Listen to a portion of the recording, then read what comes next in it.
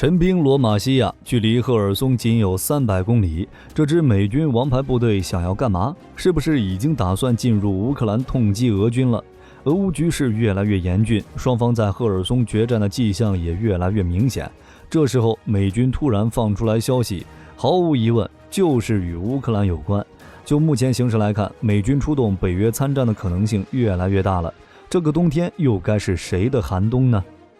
就在前2天，美国哥伦比亚广播公司报道称，美军101空降师4700余名士兵已经部署在罗马尼亚。其实这支部队早就来到罗马尼亚了，从今年6月底开始就一直部署在北约东南侧翼，包括罗马尼亚、保加利亚、匈牙利以及斯洛伐克。而这次之所以会引起争论，还是因为这支部队部署的位置，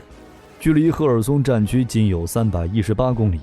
美军101空降师是一支轻步兵部队，创建于1942年，曾在2战期间参加过诺曼底战役，成功顶住德国装甲师对巴斯托涅的进攻。在越南战争时期被整编为空中机动师，随后则确立为空中突击师，利用直升机进行空中突击和快速推进。这支部队在海湾之战中表现同样出色，是当时进入战场的第一批部队之一。该师的 AH-64 武装直升机在参加首批空中出击的过程中，迅速摧毁了伊拉克的2个雷达基地。美军101空降师的主体由3个旅组成，另外还有师属炮兵部队、师支援指挥部、101航空旅、第159航空旅和101支援团，以及几个分开的指挥部。拥有350余架 UH-60 黑鹰直升机与 CH-47 运输直升机，以及120架 AH-64 阿帕奇武装直升机。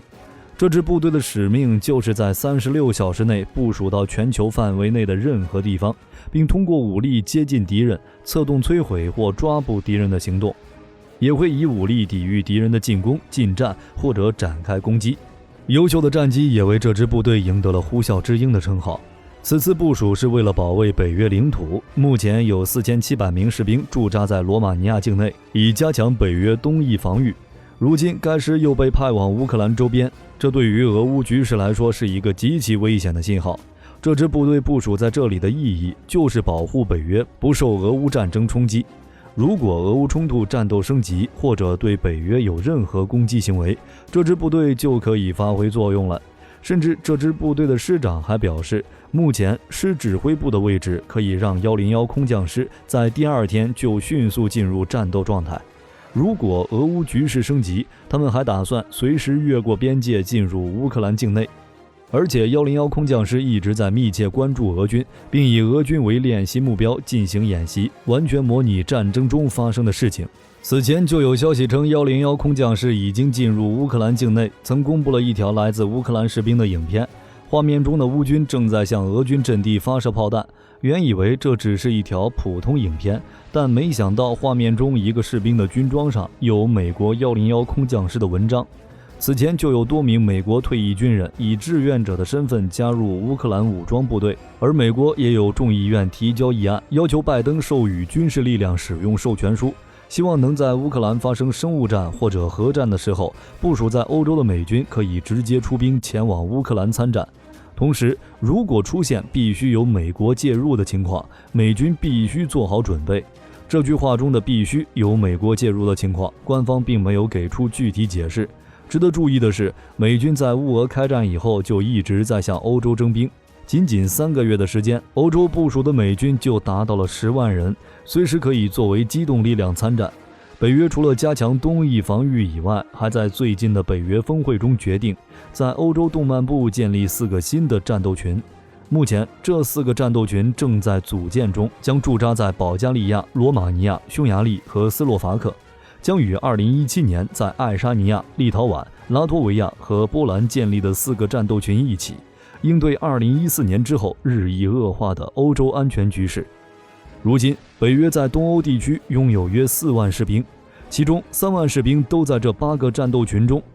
不过，北约针对不同国家的防御需求，对这些个战斗群的规模进行了最优组合。例如，匈牙利有900名士兵，而波兰有11600名士兵。北约表示，战斗群的规模和组成根据特定的地理因素和威胁量身定制。另外，后勤需求和政治因素也会影响其构成。战斗群是由多国军人组成，旨在警告俄罗斯，对它的攻击就是对所有北约成员国的攻击，并与美国在欧洲部署101空降师，并准备随时进入乌克兰境内的行为。俄罗斯肯定要跳脚了，挑衅，严重挑衅！你这完全就是打算参战了，我们俄罗斯绝对反对，强烈抗议。俄罗斯外交部发言人还警告说，北约现在就是想跟我们直接发生军事冲突。如果北约出兵直接参与俄乌冲突，将是极其危险的一步，会导致全球性灾难。好吧，话说的确实很严重，当然也只是说了说话而已。说实话，还真产生不了什么实质性的影响。当然，俄罗斯不想谈论美军进入北约的可能性，但美军指挥官的话显然不只是说说而已。这支部队的部署跟北约的核演习在本质上是一样的，是双方意志力的又一次较量。显然，俄罗斯落入下风，但却又无可奈何。与此同时，抵达乌克兰的外国雇佣兵人数也在不断增加。这些雇佣兵来自多个国家，例如波兰、英国、美国以及格鲁吉亚，将被派到哈尔科夫、扎波罗热和赫尔松方向。有人就推测了，根据之前的战况来说，乌军在突击哈尔科夫时便吸引了俄罗斯的注意力，之后又来一次大规模的进攻。此次雇佣兵的人员部署或许会故技重施，再次使用声东击西的计策。早些时候，一些被俘的乌克兰情报官员告诉俄方称，哈尔科夫地区有100多名外国武装人员。截至目前，已经有来自34个国家的雇佣兵参与了这场战争。同时，北约除了部署101空降师组建战斗群以外，最近还将12架 F-22战机再次部署在波兰空军基地。F-22这个时候进入波兰，不得不说，美军选的时机非常微妙。首先呢，俄罗斯对于乌克兰的军事行动有明显的升级趋势。俄军一改之前相对克制的态度，选择从伊朗进口自杀式无人机，对乌克兰的基础设施进行了大规模轰炸，导致乌克兰大范围的停电。同时，俄罗斯与白俄罗斯还组建了联军，在白俄罗斯西部的布列斯特地区布下了重兵，打算对乌克兰西部的利沃夫进行突袭，就是为了达成一举切断北约军事援助的目的。而北约也在强化对俄罗斯的军事反制行动。北约代号坚定正午的核演习正在进行，其针对俄罗斯的意图非常明显。作为呼应，美军101空降师部署在罗马尼亚与乌克兰边境地区。指挥官还表示，已经做好今晚就作战的准备，只要白宫下令，将随时进入乌克兰境内参与战争。在这种大背景下，美军将 F-22部署在波兰的威慑意味非常明显。不知道俄罗斯此时作何感想？毕竟这12架 F-22的到来，可是在相当程度上对俄罗斯空天军造成巨大压力。不说空天的5代机，就连4代机的数量也非常少，尤其是苏35，在乌克兰方向上也就几十架的规模。当年在叙利亚战场上 ，F-22就与苏35来过亲密接触。据说当时 F-22经常飞到俄军苏35所在的空域，还用无线电对俄军喊话，大概意思就是这里是美国空军，我现在正在你身后，请你立即离开。这种抵近喊话可给苏35飞行员造成了不小的心理打击，因为美军的 F-22都已经表明了自己的存在，而苏35压根儿不知道它在哪儿。这次美国又在波兰部署 F-22，颇有点故技重施的意思。凭借着出色的隐身性能， F-22可以执行多种灰色任务，例如飞到乌克兰领空或者飞到俄乌交战区空域，对俄军来一波恐吓性喊话，或者对乌克兰进行某种支援。比如 F-22可以凭借自己的隐身能力和先进的态势感知能力，对战场上空的俄军目标进行搜索，